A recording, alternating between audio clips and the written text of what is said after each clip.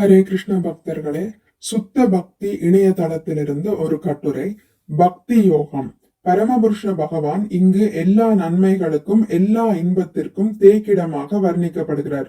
நன்மையின் வழியில் அமைந்தாலொழிய ஒருவருக்கு உண்மையான மகிழ்ச்சி கிட்டாது. அதனால் ஒருவரின் உடல், மனம், செயல்பாடுகள் அனைத்தும் பகவானின் தொண்டில் அமையும் பொழுது அவர் நன்மையின் மிகவும் உயர்ந்த முழு நிலையில் இருக்கிறார்.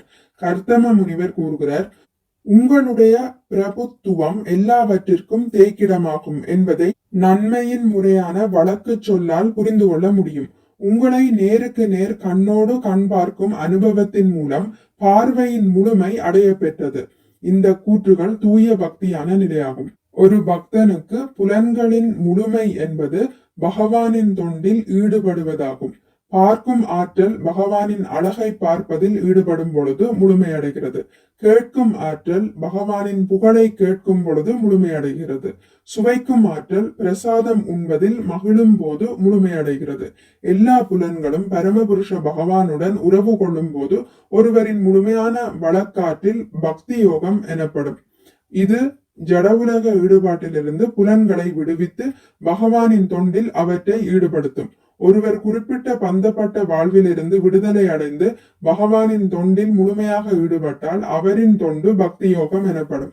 கர்த்தம முனிவர் பகவானை பக்தி யோகத்தில் பார்ப்பது பார்வையின் பூரணம் என்று ஒப்புக்கொள்கிறார். பகவானை பார்க்கும் உயர்ந்த பூரண நிலைமை கர்த்தம முனிவரால் மிகைப்படுத்தப்பட்டதல்ல. யோகத்தில் உண்மையாக உயர்த்தப்பட்டு ஒவ்வொரு பிறவியிலும் பரமபுருஷ பகவானின் இந்த வடிவத்தை காண விரும்புபவர்களை சான்று காட்டுகிறார். அவர் போலியான யோகி அல்லர். யார் உண்மையில் முன்னேறிய பாதையில் இருக்கிறாரோ அவர் பகவானின் அழிவற்ற வடிவை காண மட்டுமே விரும்புவார். பொருளுரை ஸ்ரீமத் பாகவதம் காண்டம் 3 அத்தியாயம் 21 பதம் 13 பொருளுரையில் முக்கிய கருத்துகள். பார்வையின் பூரணம் மற்றும் பக்தி யோகம் முக்கிய குறிப்புகள்.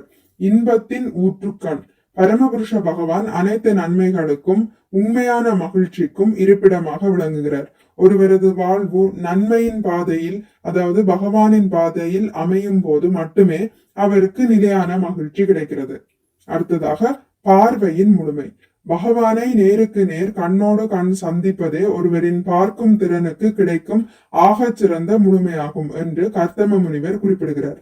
அடுத்ததாக புலன்களின் ஆன்மீக பயன்பாடு. புலன்கள் அவற்றின் இயல்பான செயல்களில் இருந்து விலகி பகவானின் சேவையில் ஈடுபடும் போது அவை புனிதமடைகின்றன. கண்கள் பகவானின் அழகிய திருவுருவத்தை காண்பதில் முழுமையடைகிறது.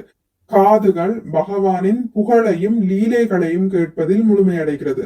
நாக்கு பகவானுக்கு படைக்கப்பட்ட பிரசாதத்தை சுவைப்பதில் முழுமையடைகிறது. அடுத்ததாக பக்தி யோகத்தின் வரையறை. ஜடவுலக ஆசைகளில் இருந்து புலன்களை விடுவித்து அவற்றை பரமபுருஷ பகவானுடன் உறவு கொள்ள செய்யும் செயல்பாடே பக்தி யோகம் எனப்படுகிறது. இது பந்தப்பட்ட வாழ்விலிருந்து ஒருவருக்கு விடுதலையை அளிக்கிறது. அடுத்ததாக உண்மையான யோகியின் இலக்கு. ஒரு போலியான யோகிக்கும் உண்மையான யோகிக்கும் உள்ள வேறுபாடு என்னவென்றால், உண்மையான யோகி ஒவ்வொரு பிறவியிலும் பகவானின் அழிவற்ற அந்த திவ்யமான வடிவத்தை காண மட்டுமே விரும்புவார். அடுத்ததாக முழுமையான நிலை.